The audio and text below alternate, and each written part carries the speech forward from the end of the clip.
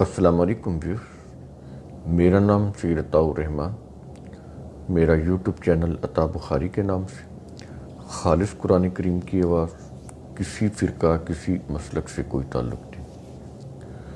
کچھ احباب نے یہ سوال کیا ہے کہ موجودہ حکومت کا یہ کہنا ہے کہ ہم نصاب تعلیم میں تصوف کو شامل کرنا چاہیے، اس کو شامل کریں۔ تو میں نے کئی ویڈیو اس کے اوپر پہلے بتایا ہے کہ تصوف کیا ہوتا ہے۔ دراصل جتنے بھی مذاہب ہیں ان سب کے اندر تصوف پایا جاتا ہے۔ سب سے قدیم مذہب لے لیں، اس کے بعد جتنے بھی اب تک مذاہب آ رہے ہیں، اس وقت بھی جو موجودہ مذہب ہے، یہودیت ہے، عیسائیت ہے، ہندوازم ہے، بدھزم ہے، یہ جتنے بھی یہ جو مروجہ عجمی اسلام ہے جس کے اوپر ہم چل رہے ہیں، یہ بھی، اور اس مروجہ اسلام کے جتنے بھی فرقے ہیں، جتنے بھی آپ وہ اہل سنت کے ہوں یا اہل تشیع کے ہوں، اور آگے ان کی جو ذیلی برانچز ہیں، ان کی جو سب برانچز ہیں، ان سب کے اندر تصوف موجود ہے۔ اور یوں کہہ لیں کہ ان کے مذہب کی جو بیس ہے وہ تصوف کے اوپر ہے۔ میں بیس کی بات کر رہا ہوں، یہ نہیں ہے کہ کچھ چیزیں انہوں نے تصوف کی ہوئی ہیں، بالکل نہیں۔ پوری کی پوری ان کے مذہب کی، ان کے فرقوں کی بنیاد جو ہے وہ بیس، اس کی بیس کیا ہے؟ تصوف کے اوپر ہے۔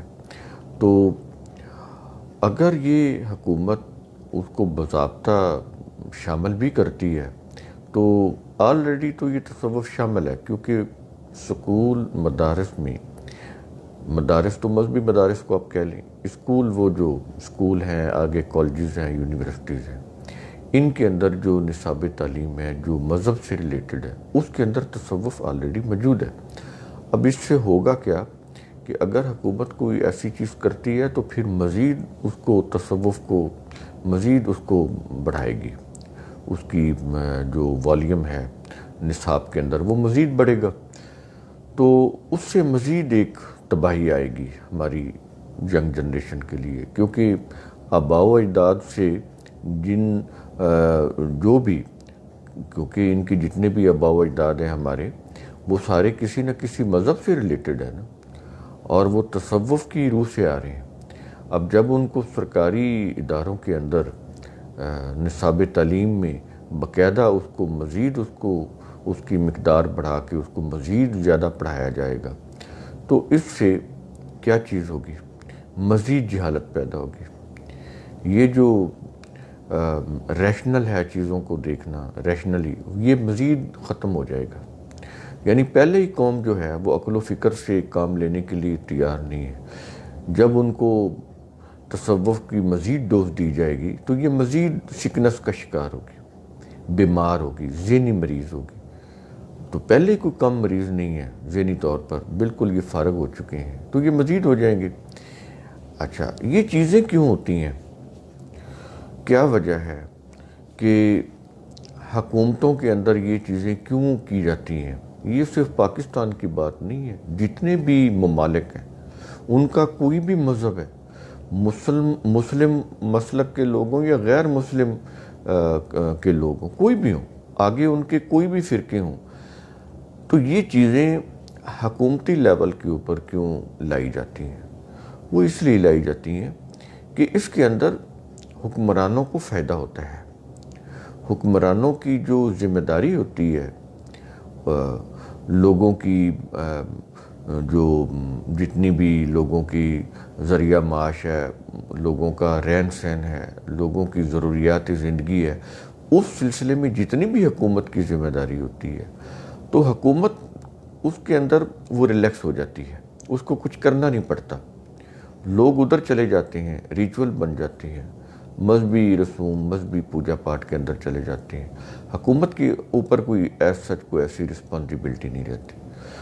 اور دوسرا پھر یہ ہوتا ہے کہ ایسے عقائد مزید پختہ ہو جاتے ہیں کہ جس کی روح سے یہ چیز سمجھ لی جاتی ہے کہ جتنا مرضی نقصان ہو جائے اس میں پھر یہی سمجھ لیا جاتا ہے کہ یہ اللہ کی طرف سے ہے، یعنی ان حکمرانوں کو حکومت بھی اللہ نے دی ہے، اور اگر ان سے کوئی کام ٹھیک نہیں ہو پا رہے، قوم مصیبت کے اندر ہے، تو وہ بھی اللہ کی مرضی ہے، اللہ نے لکھا ہوا ہے ان کے مقدر میں۔ تو اس سے پھر حکمران جو ہیں وہ ریلیکس ہو جاتے ہیں، وہ اپنی موج مستیوں میں، اپنی دولت کو بڑھانے میں، اپنے اقتدار کو طول دینے میں وہ لگ جاتے ہیں۔ عوام جو ہے وہ پھر دوسری طرف چلے جاتے ہیں کہ بس جی اللہ کی مرضی تھی، ایسا ہی ہونا تھا، ہماری مقدر میں ایسا ہی لکھا تھا، تو وہ پھر اللہ کی مرضی ہو جاتی ہے۔ اس طرح سے پھر حکمرانوں کی جو وہ اپنی ذمہ داریوں سے جان چھڑا لیتے ہیں۔ تو یہ چیزیں ہیں، اسی طرح ہی ہیں۔ اور آپ یہ دیکھ رہے ہیں کہ جب بھی کوئی حکمران مذہب کا سہارا لیتے ہیں تو ان کی ساری کوتاہیاں وہ نظروں سے اوجھل ہو جاتی ہیں۔ لوگ یہی کچھ کہہ رہے ہوتے ہیں کہ بہت اچھی تقریر کی ہے، وہ فلاں جو ہے بڑا عاشق رسول ہے۔ تو یہ چیزیں ہوتی ہیں نا، اور اس سے اب وہ کام نہ بھی کرے، چونکہ وہ عاشق رسول ہے، اور ان کی جو تباہیاں ہیں قوموں کی، پبلک کی، وہ تو اللہ نے لکھی ہوئی ہیں، وہ تو اسی وقت ٹلیں گی جب اللہ چاہے گا، اس میں حکمران کیا کر سکتے ہیں۔ تو یہ چیزیں ایسے ہی ہیں۔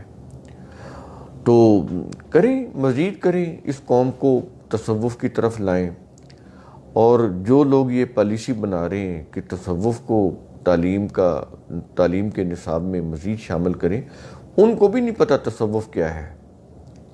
اگر ہو بھی تو ان کی جانیں بلا، ان کو کیا ہے؟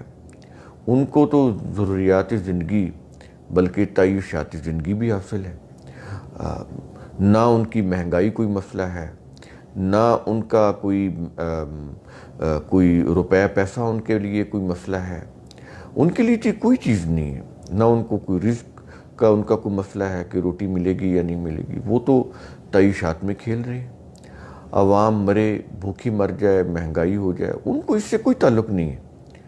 لیکن جو قومیں اس تصوف سے اور مذہب سے نکل گئیں، ویسٹرن نیشن، وہ تو آگے بڑھ گئیں، اور ان کی حکومتیں بھی ذمہ دار ہیں۔ دیکھیں، قومیں آگے جب بڑھتی ہیں، پھر ان کے اوپر جو لوگ حکومت کر رہے ہوتے ہیں، اس باشعور قوم کے اوپر ان کو بھی پتہ ہوتا ہے کہ اگر ہم نے ڈیلیور نہ کیا تو ہمارے لیے تو کوئی گنجائش نہیں بچے گی، تو وہ ان کے لیے ڈیلیور کرنا لازمی ہو جاتا ہے، کیونکہ قوم باشعور ہوتی ہے۔ جس ملک میں جتنی زیادہ مذہب پرستی ہوگی، جتنی وہ قوم تصوف کے اوپر ہوگی، تو اتنی وہ مذہب کی طرف یا وہ ریچول بنی ہوگی، اپنے وہ پوجا پاٹ یا مذہبی رسوم میں ہوگی، اور ان کے جو حکمران ہوں گے اتنے ہی وہ اپنے اقتدار کو طول دینے میں اور اپنی دولت مال دولت اکٹھا کرنے میں لگے ہوں گے۔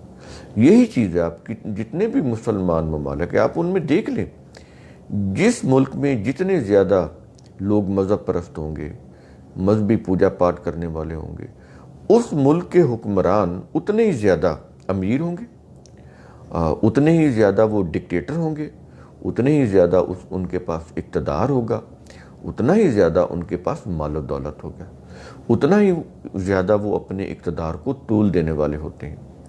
تو یہ تو آپ کے سامنے ہی یہ چیز۔ تو جس ملک کی عوام جتنی باشعور ہوگی، اس کی حکومت اتنی زیادہ کیئرفل ہوگی کہ ہم نے کچھ ڈیلیور کرنا ہے۔ ویسٹرن نیشن نے مذہب چھوڑا، تصوف سے جان چھڑائی، اب یہ دیکھیں وہ پوری دنیا کے اوپر رولنگ کر رہے ہیں، ان کی اپنی اکانومی بھی بہتر ہے اور وہ دنیا کے اوپر بھی رولنگ کر رہے ہیں۔ ہمارے ہاں آج پاکستان بنے ہوئے کو 72 سال ہو گئے، اب یہ فیصلہ ہو رہا ہے کہ ہم نے آگے نہیں بڑھنا، ہم نے تصوف کو نصاب تعلیم میں شامل کرنا، تو کر لیں۔ پہلے مذہب ہے، مزید تصوف، اس کے برابر وہ تصوف بھی ڈال دیا جائے گا، تو اس قوم کا پھر اللہ حافظ ہے۔ پہلے اس قوم کی کوئی پہچان نہیں ہے۔ آپ کسی سے پوچھیں نا آپ کون ہیں، وہ یہ نہیں کہے گا کہ میں پاکستانی ہوں، کیا کہے گا؟ وہ کہے گا کہ میں فلاں مسلک سے، اپنا مسلک بتائے گا، پاکستانی نہیں کہے گا۔ یورپ کے لوگ تو ایز اے نیشن آگے چلے گئے، وہ نیشنل لیول کے اوپر ایک قوم بن گئے۔ ہم تو ایک نیشن ہی نہیں بن سکے، یعنی پولیٹیکلی نہ ایک نیشن بنے اور ریلیجیسلی نہ ایک امت بنے۔ یہ جو کہتے ہیں نا کہ مسلم امہ، یہ امت ماں سے ہے، عربی کا لفظ ہے، اس کا مطلب ہوتا ہے ماں۔ تو امت کا مطلب ہوتا ہے جو ایک ہی ماں سے پیدا ہونے والے افراد۔ تو مجھے یہ بتائیں کہ یہ جتنے بھی لوگ ہیں، پاکستان کو دیکھ لیں، 22 کروڑ تو وہ بتا رہے ہیں، جیسے زیادہ ہوں گے 22 کروڑ سے بھی، چلیں 22 کروڑ بھی ہیں، ان میں مجھے یہ بتائیں کہ کتنے لوگ ہیں جو اکٹھے ہیں، متحد ہیں، کوئی انٹیگریٹڈ ہے، کوئی انٹیگریشن ہے اس قوم کے اندر، کوئی اتحاد، کوئی چیز آپ بتائیں، کوئی یکسانیت، کوئی یکجہتی، کوئی ٹالرنس کسی طرح کی، کوئی اخلاقیات؟ سب سے زیادہ جھوٹ، فریب، دھوکہ، جعل سازی اور چیزوں میں ملاوٹ ہمارے ملک کے اندر ہے۔ تو یہ کیا چیز ہے؟ یہ سارے یہ جتنے بھی آپ یہ دیکھ لیں کہ جو مذہب کی روح سے یہ چیزیں آئی ہوئی ہیں نا، کہ آپ کوئی ایسی کوئی مذہبی پوجا پاٹ کریں گے تو سارے وہ آپ کے گناہ معاف ہو جائیں گے۔ انہوں نے جرائم کو گناہ بنایا، تو وہ گناہ جو ہیں وہ پھر مذہبی پوجا پاٹ، مذہبی رسوم کی ادائیگی سے دھل جاتے ہیں۔ تو ایسی صورت میں مجھے آپ بتائیں، کیا یہ جو اشیاء کے اندر ملاوٹ ہے یہ رک سکتی ہے؟ جو بندہ زہریلا دودھ بنا کر بیچ رہا ہے فارمولہ لگا کے، جو شخص مرچوں میں، نمک میں، ہلدی میں ملاوٹ کر رہا ہے، مجھے یہ بتائیں اس کو کیا ضرورت پڑی ہے؟ وہ تو صبح کی نماز پڑھی اس نے، زور تک جتنے بھی اس نے ملاوٹ کی ہے، جتنی بھی اس نے جھوٹ بولا ہے، جتنی بھی اس نے رشوت لی ہے، جتنی بھی اس نے بدعنوانی کی ہے، جتنا بھی اس نے کرپشن کی ہے، جتنا بھی اس نے ظلم کیا ہے، کسی کا حق مارا ہے، وہ تو جب ظہر کی نماز پڑھے گا تو اس کے تو سارے گناہ معاف ہو جائیں گے۔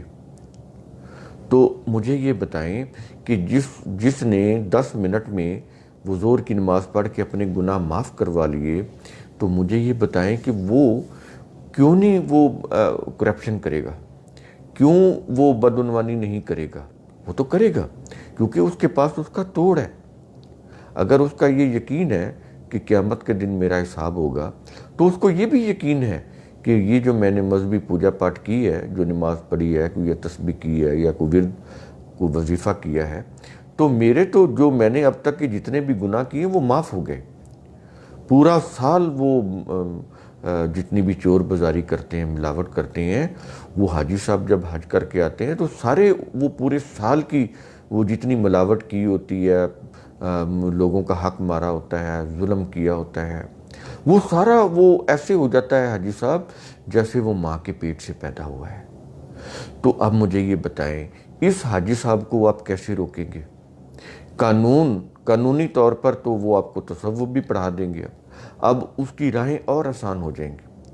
حاجی صاحب جب تصوف کی طرف بھی آ جائیں گے تو اس کی تو پھر اللہ سے بھی ملاقاتیں ہوں گی۔ ڈیفینیٹلی تصوف پڑھانے کا مقصد کیا ہے؟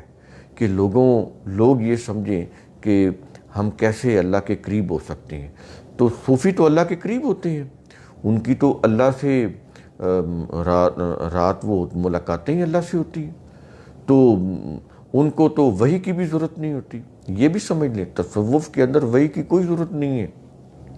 میں آپ کو یہ ایسی بات نہیں کر رہا، جہاں سے یہ تصوف کا علم شروع ہوتا ہے، وہ فصول حکم ان کی جو کتاب ہے، وہاں سے آپ شروع ہو جائیں اب تک کی جتنا بھی ان کا بیس ہے تصوف کا، اس کے اندر یہ ہے کہ تصوف کے اندر انسان کی اللہ سے براہ راست ملاقات ہوتی ہے، تو اس کو تو کوئی وحی کی ضرورت نہیں ہے۔ نبی کو وحی کی ضرورت ہے، نبی اللہ کے حکم کا پابند ہوتا ہے، یہ کسی کی بھی حکم کے پابند نہیں ہوتے۔ صوفیاء جو ہوتے ہیں یہ خود ہی اپنا انہوں نے طے کرنا ہوتا ہے، ان کی اپنی ایک شریعت ہوتی ہے، جو وہ سوچتے ہیں، جو وہ کہتے ہیں، وہی شریعت ہوتا ہے۔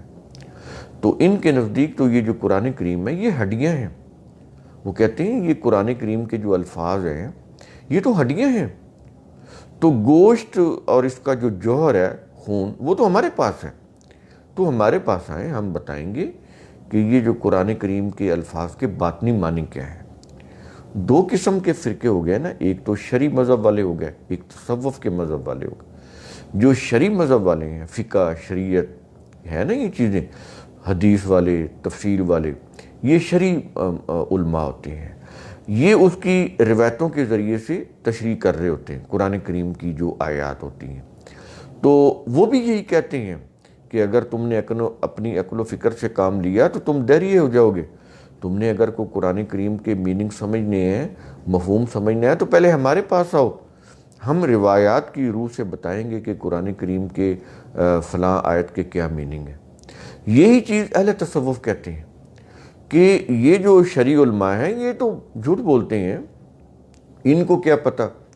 وہ کہتے ہیں باطنی علم تو ہمارے پاس ہے نا، تو ہم بتائیں گے کہ کس آیت کے کیا میننگ ہے. تو ان کے آپس میں بھی لڑائی ہے، شرعی علماء کی اور اہل تصوف کی. جو شرعی علماء ہیں وہ اہل تصوف کا جو مفہوم ہے، ان کا جو باطنی معنی جو کیے ہوئے ہیں قرآن آیات کے، یہ شرعی علماء نہیں مانتے. یہ جو شرعی ہوتے ہیں لوگ، فقہ والے، تفسیر والے، حدیث والے، میں تو ان کو حدیث نہیں بولتا، یہ تو روایات ہی ہیں. اور اسی طرح یہ جو اہل تصوف ہیں جو یہ دعویٰ کرتے ہیں کہ ان کے پاس اللہ کا دیا ہوا براہ راست علم ہوتا ہے، ان کو تو کسی وحی کی بھی ضرورت نہیں ہوتی، وہ براہ راست اللہ سے ان کی ملاقات ہوتی ہے. تو یہ جو اہل تصوف ہیں وہ اہل شریعت کا جو قرآن کریم کی انٹرپریٹیشن ہے، جو تفسیریں ہیں، وہ نہیں مانتے. ان کی روایات کو، ان کی تفسیروں کو وہ نہیں مانتے. وہ یہ کہتے ہیں کہ ہمارے پاس ڈائریکٹ اللہ کا دیا ہوا علم ہے، ہماری ڈائریکٹ اللہ سے ملاقات ہے. ہم بتائیں گے ہمارے پاس باطنی علم ہے. تو ان کے نزدیک یہ جو تفسیر والے ہیں، شریعت والے ہیں علماء، تو وہ یہ کہتے ہیں کہ ان شرعی علماء کے پاس تو وہ ظاہری علم ہے. تو ظاہری علم تو کسی کام کا ہی نہیں ہے. تو یہ کہتے ہیں تصوف والے باطنی علم ہمارے پاس ہے، ہمیں پتہ ہے کہ قرآن کریم کے کس لفظ کے کیا معنی ہیں. تو پہلی بات تو یہ ہے کہ وہ کسی چیز کے تابع ہی نہیں، یعنی وہ قرآن کے بھی تابع نہیں ہیں، کیونکہ انہوں نے ایک اصول بنایا ہوا ہے کہ ہماری براہ راست اللہ سے ملاقات ہے. تو یہ چیز ہے. آگے پھر تصوف کا جتنا بھی بیس ہے، اس کا جتنا بھی نیٹ ورک ہے تصوف کا، وہ سارا کا سارا نیٹ ورک مردوں کے اوپر اور قبروں کے اوپر چل رہا ہے.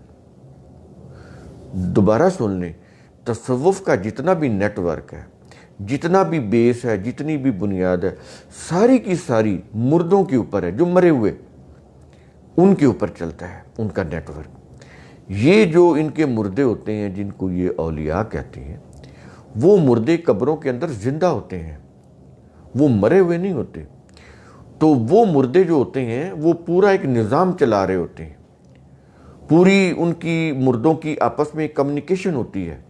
کوئی مردہ انڈیا میں ہے، کوئی مردہ ملتان میں ہے، کوئی مردہ لاہور میں ہے نا.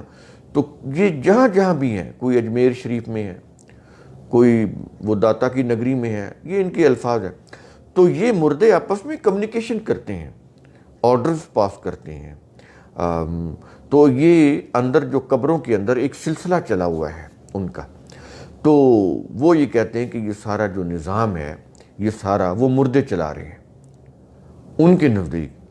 تو وہ مردے بھی نہیں ہیں، تو وہ تو جانتے ہیں کیا ہو رہا ہے، کیا کرنا ہے، کیا کہنا ہے، کیا حکم دینا ہے. تو وہ تو مر کر بھی نہیں مرتے نا، وہ تو قبروں میں زندہ ہوتے ہیں، دیکھ رہے ہوتے ہیں، لوگوں کی مدد بھی کر رہے ہوتے ہیں. بھلے وہ کسی کی مدد نہ بھی ہو رہی ہو، عقیدہ بنایا ہوا ہے نا کہ وہ مدد کرتے ہیں. تو ان کو دیکھ بھی رہے ہوتے ہیں، ان کے جوتوں کی آہٹ بھی سن رہے ہوتے ہیں. اب یہ دیکھیں، یہ بخاری کی روایت ہے کہ جب مردہ مر جاتا ہے، اس کو قبر میں دفنا دیا جاتا ہے، تو وہ مردہ جوتوں کی آہٹ بھی سنتا ہے. یعنی اب اس کے اوپر ایمان ہے. کن کا؟ یہ جو اہل شریعت والے ہیں، یہ جو روایتوں والے ہیں، یہ جو تفسیروں والے ہیں، یہ ان کا ایمان ہے. تو پھر آ گیا نا وہ تصوف. میں نے آپ کو بتایا تھا نا کہ کوئی بھی مذہب ہو، اس کے اندر تصوف ہے. اب یہی روایت جو میں نے آپ کو بتائی بخاری کی، کہ مردہ جو ہے وہ جو قبر کے اندر جو مرا پڑا ہے وہ باہر جو لوگ ہیں ان کے جوتوں کی آہٹ بھی سنتا ہے. اتنا وہ طاقتور ہو جاتا ہے. یعنی زندہ بندہ شاید وہ کسی کی جوتوں کی آہٹ نہ سن سکے، مردہ جوتوں کی آہٹ سن رہا ہوتا ہے. اتنا طاقتور ہو جاتا ہے وہ مردہ جو منو مٹی کے نیچے دبا پڑا ہوتا ہے. تو یہ چیزیں یہ تصوف کی ہیں، اور اس کی بنیادی جو عقیدہ ہے جہاں سے یہ قادیانی بھی بنے، اور جہاں سے یہ جو غیب جاننے والے، پیش گوئیاں کرنے والے، وہ بنیادی عقیدہ کیا ہے؟ کشف اور الہام. یہ بنیادی عقائد ہیں تصوف کے، کہ ان کو جو بھی یہ ہوتے ہیں نا تصوف والے، اللہ والے، ان کو وہ اپنے آپ کو اللہ والا کہتے ہیں، حالانکہ اللہ والے نہیں ہوتے وہ. ان کو تو وہ تو اللہ کے دشمن ہیں، اس کے دین کے دشمن ہیں. تو وہ جو تصوف والے ہوتے ہیں ان کو کشف اور الہام ہوتا ہے. کشف کا مطلب ہوتا ہے پردے ہٹ جانا، یعنی کائنات میں جو کچھ بھی ہو رہا ہے ان کی نظروں کے سامنے وہ پردے ہوتے ہیں، وہ سب کچھ دیکھ رہے ہوتے ہیں. مرنے کے بعد بھی ان کی یہ کیفیت ہوتی ہے کہ وہ سب کچھ دیکھ رہے ہوتے ہیں. الہام یہ وحی کا متبادل ہے. کشف تو وہ ہو گیا نا، پردے ہٹ جانا، سب کچھ دیکھ رہے ہیں. اور الہام ہوتا ہے کہ جیسے انبیاء کو وحی ہوتی ہے تو ان کو الہام ہوتا ہے.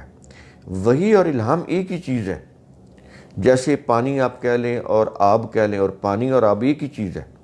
پانی کہہ لیں، آب کہہ لیں، واٹر کہہ لیں، وہ ہے پانی. تو وحی کو آپ وحی کہہ لیں، وحی کو الہام کہہ لیں، ایک ہی چیز ہے. تو ان کو وہ کہتے ہیں کشف. ایک تو کشف ہو گیا، دوسرا الہام. ان کو الہام بھی ہوتا ہے، یعنی یہ سب کچھ جانتے ہیں. تمام ان کا جو مذہب ہوتا ہے وہ پیش گوئیوں کے اوپر چل رہا ہوتا ہے کہ وہ فلاں کے ساتھ یہ ہوگا، فلاں کے ساتھ یہ نہیں ہوگا، فلاں ٹائم میں یا فلاں وقت میں یہ بات ہو جائے گی. ٹوٹل ان کا جتنا بھی بزنس ہے وہ سارا کا سارا پیش گوئیوں کے اوپر چلتا ہے. پیش گوئیاں کرتے ہیں. دوسرے لفظوں میں یہ کاہن ہوتے ہیں. کاہن ہوتے ہیں. اور اللہ تعالیٰ نے نبی کے متعلق کہا ہے کہ اے نبی تو کاہن نہیں ہے. تو یہ چیز، تو یہ کہانت کرتے ہیں. یہ یہودیوں سے آ رہا ہے. یہودیوں کے جو انبیاء ہوتے تھے وہ کہانت کرتے تھے، جن کو وہ انبیاء کہتے تھے. تو وہ کہانت کرتے تھے. اس لیے قرآن کریم نے نبی کریم صلی اللہ علیہ وسلم کے لیے کہا کہ تو کاہن نہیں ہے، تو جو پیش کر رہا ہے وہ وہی ہے، اس کے اندر کہانت نہیں ہے. یہ تو انسانی نفس کو تعمیری بنانے والی ایک ذریعہ تعلیم ہے. تو یہ چیز ہے. تو تصوف سمجھ آئی کیا چیز ہوتی ہے؟ میں نے آپ کو بتایا. اور اسی سے وہ کون بنے؟ قادیانی، مرزائی. اسی سے کون بنے؟ مہدی. یہ جتنے بھی مہدی سے متعلق عقائد ہیں، مہدی آئے گا اور یہ وہ جو بھی، اور جو قادیانی آئے، یہ سارے. اور اسی طرح وہ جو عیسیٰ علیہ السلام، موعود مسیح کا جو عقیدہ ہے، یہ سارے آپس میں مکس اپ ہیں. عیسیٰ علیہ السلام کا زندہ واپس ہو کر دوبارہ دنیا میں آ جانا، مہدی کا آنا، اور پھر یہ قادیانیوں کا نبی بن کر آ جانا، مرزائیوں کا نبی بن کر آ جانا. یہ ساری چیزیں انٹر لنک ہیں. کس سے؟ تصوف سے. پڑھائیں، ٹھیک ہے، بربادی کریں. پہلے کوئی کم بربادی نہیں ہو چکی، اب یہ مزید بربادی کریں گے. تو ٹھیک ہے، قوم کو بھی شوق ہے صوفی بننے کا، وہ بھی بن لے. حکومت کو بھی شوق ہے صوفی بنانے کا، وہ بھی بنا لے. تو ٹھیک ہے، بربادی کریں، اپنے ہاتھوں سے کریں. تو مزید تباہ ہوں گے، مزید برباد ہوں گے. تو یہ بڑا الارمنگ سچویشن ہے مسلمان قوم کے لیے، اسپیشلی پاکستانیوں کے لیے. ہم پاکستانی ہیں، ہم بعد میں کوئی چیز ہے، پہلے پاکستان ہے، پہلے ہمارا ملک ہے. تو ایز اے پاکستانی مجھے بڑا ہی دکھ اور مجھے بڑا ہی افسوس ہوا یہ بات سن کر کہ اب ان کو تصوف جو ہے وہ تعلیمی نصاب میں داخل کر کے باقاعدہ تصوف پڑھایا جائے گا. پہلے تو مذہب کے ذریعے سے پڑھایا جا رہا تھا، اب یہ ان کو باقاعدہ تصوف پڑھایا جائے گا. ٹھیک ہے. دنیا سائنس کے علوم میں مہارت حاصل کر کے وہ آگے بڑھ رہی ہے. اور مزید آج یہ کتابیں اپنی کوئی سائنس کی ترجمہ کرتی ہیں. اتنے وقت کے اندر سائنس کتنا ترقی کر کے مزید آگے جا چکی تھی، یہ پھر مزید پیچھے ہو جاتی. یہ حال ہے ہمارے مسلمانوں کا. تو سائنس اور اس کی ریسرچ یہ اتنی آگے بڑھتی جا رہی ہے، ہم ترجمہ میں لگے ہوئے ہیں، تو پستی اور پسماندگی وہ تو پھر ظاہر آئے گی۔ ذہنی پسماندہ پہلے ہی بہت زیادہ ہیں، مذہب کے اندر ضلالت میں ڈوبے ہوئے ہیں، مزید ڈوب جائیں گے۔ وہ جو کوئی راہ نظر آئی تھی کوئی کرن کی کہ شاید کہ یہ قوم سمجھ جائے، تو یہ سفر اور لمبا ہو جائے گا، یہ اور پتہ نہیں کتنی صدیوں اور ذلیل ہوگی یہ قوم۔ ٹھیک ہے، کیے جائیں، تو مفاد پرستی ہے تو اس کی روح سے یہ اپنی پالیسیاں بناتے ہیں، لیکن حقیقت پسندی جب تک نہیں آئے گی، ریالٹی نہیں آئے گی، جب ریشنل ڈیسیژن میکنگ نہیں ہوگی، تو اس وقت تک ہمارا جو حال ہے وہ یہی اس سے بھی بدتر ہوتا چلا جائے گا۔ تو بڑا ہی یہ یوں کہہ لیں کہ بہت ہی تکلیف دہ، اور بڑا ہی یہ میرے لیے تو کم از کم بڑا، مجھے تو اس سے بڑا دکھ ہوا۔ کیا کہہ سکتے ہیں، اویئرنس دے سکتے ہیں، آپ کو اویئر کریں، حالات جو ہیں زمانے کے دیکھیں، کہاں زمانہ جا رہا ہے، دنیا کی اقوام کتنا ترقی کرتی آگے جا رہے ہیں۔ تو میرے ویڈیوز کو لائک کریں، شیئر کریں، میرا یوٹیوب چینل آپ اسے سبسکرائب کریں، گھنٹی کا بٹن دبا دیں تاکہ میرے ویڈیوز ملتے رہیں۔ قرآن کریم کا اصول ثم تتفکروا، اس کو کبھی نہ بھولیں، بار بار سوچیں، تھنک اگین۔ یہی ایک ذریعہ ہے، یہی ایک اصول ہے جس کی روح سے ہم حقیقت تک پہنچ سکتے ہیں۔ تو اپنا خیال رکھیں، اپنی فیملیز کا خیال رکھیں، اپنے ارد گرد کے لوگوں کا خیال رکھیں۔ اللہ حافظ۔